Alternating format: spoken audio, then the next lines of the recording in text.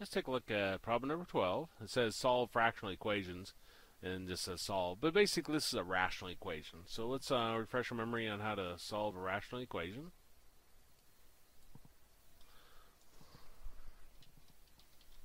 Solving rational equations. Now this one's a pretty simple one, so all these steps won't apply. Okay, now first step, factor all the denominators.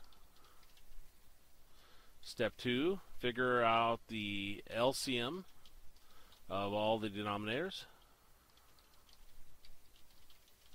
and multiply everything by it.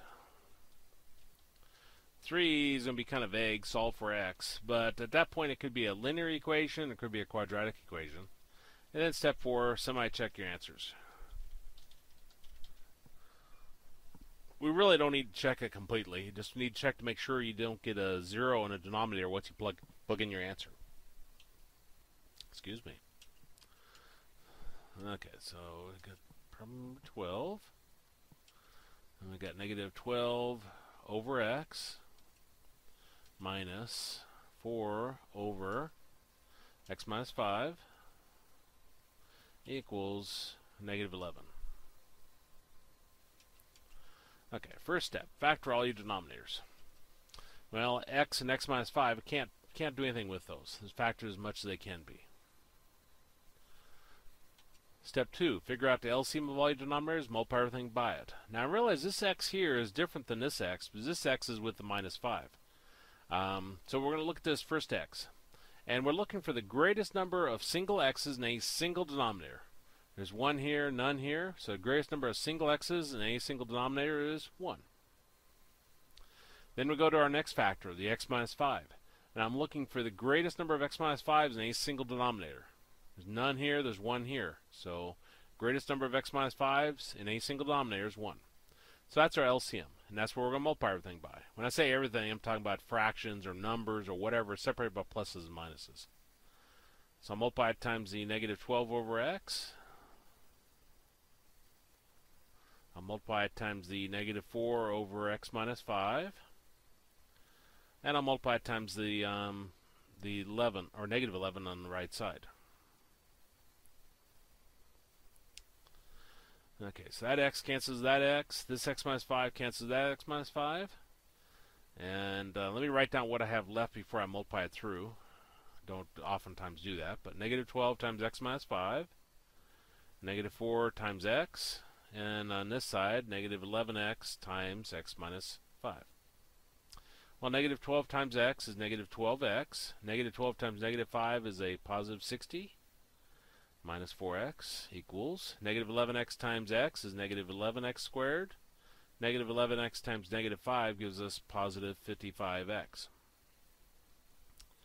Combine together like terms no matter where you are in math. Negative 12x and negative 4x gives us negative 16x plus 60 equals negative 11x squared plus 55x. And now we're at step 3, solve for x. Well, this particular problem has a quadratic in it. It has an x squared. So we want to get everything over one side, 0 on the other, and see if it'll factor. Specifically, we'd like the x to the largest power to have a positive number in front of it. So I'm going to take these negative 11x squared plus 55x and take them to the left side. So it becomes a positive 11x squared minus 16x minus 55x plus 60.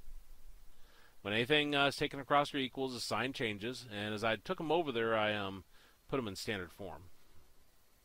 Again, no matter where you are in math, combine together like terms. Negative 16x, negative 55x gives us negative 71x plus 60 equals 0.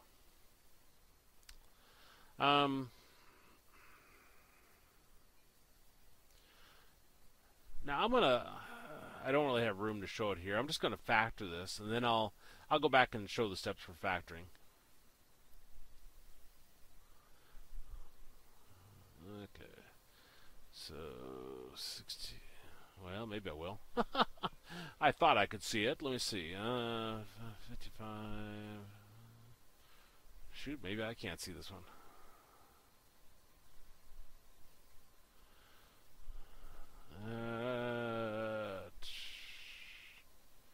I know they're both negatives. 5, 55, 57, 67, 6, 66, 70. Okay, well, forget that. This is a key number. A lot of those I can usually see in my head. I don't know why I couldn't see that one. With the key number, we want to take our number at the beginning times the number at the end, ignoring signs. So I take 11 times 60. That's going to give us 660. And we're going to have 3 columns. The product column, we write down all products, give us 660. 1 times 660, 2 times 330, 3 times 220, 4 times something. I have my calculator in here. I have a calculator, but it's not working.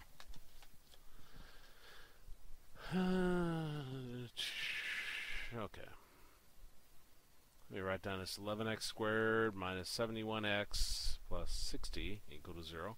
Might be just as easy to use quadratic formula, to be honest, but since I don't have my calculator with me, it's probably not. And plus, I love factoring. Okay, 4, that's 26. This gives me 6, 20, 165, I think.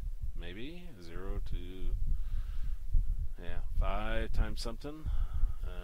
So 132. Yeah. 6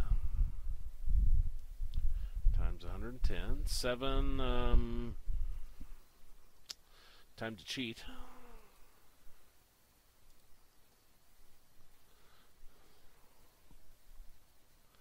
Okay, equals 660 divided by 7 equals 660 divided by 8 equals 660 divided by 9 equals, it does definitely by 10.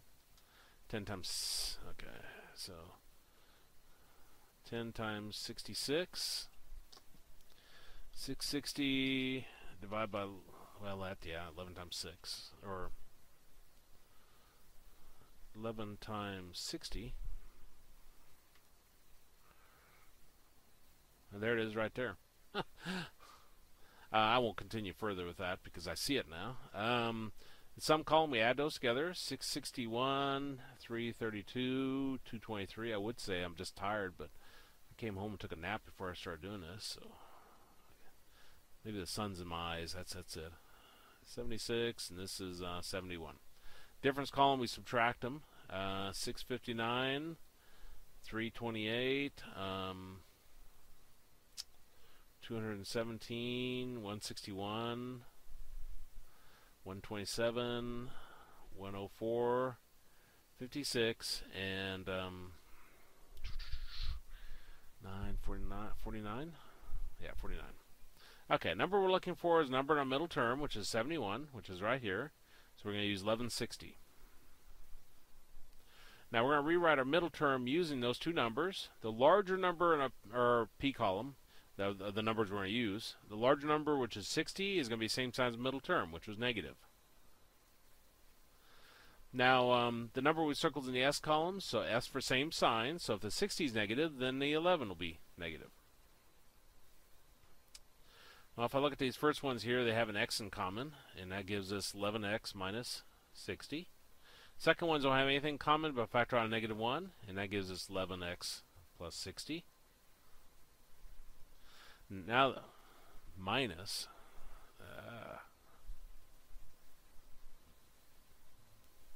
Try that again. Okay, minus. When you factor out a negative, it flips sign everything. So now they both have an 11x minus 60 in common, and that gives us x minus 1. So then we'll set each one of those equal to 0. So I got 11x minus 60 equals 0, and x minus 1 equal to 0. So here we take the negative 60 over, it becomes a positive 60, divide both sides by 11, And we got 60 over 11. And here we take negative 1 over, it becomes a positive 1. Now, I said last step is to semi-check your answer. If you plug those back in, 60 over 11, 60 over 11 minus 5, I don't know what it is, but it's not 0. 60 over 11 here is not 0. If I plug in 1, 1 here is not 0, and 1 minus 5 is not 0. So that's the only things we have to check on that. So 60 over 11 and 1 would be A. Now let me double check myself on this. Haven't factored something that big in a while. So 12A. And 12A. And it checks.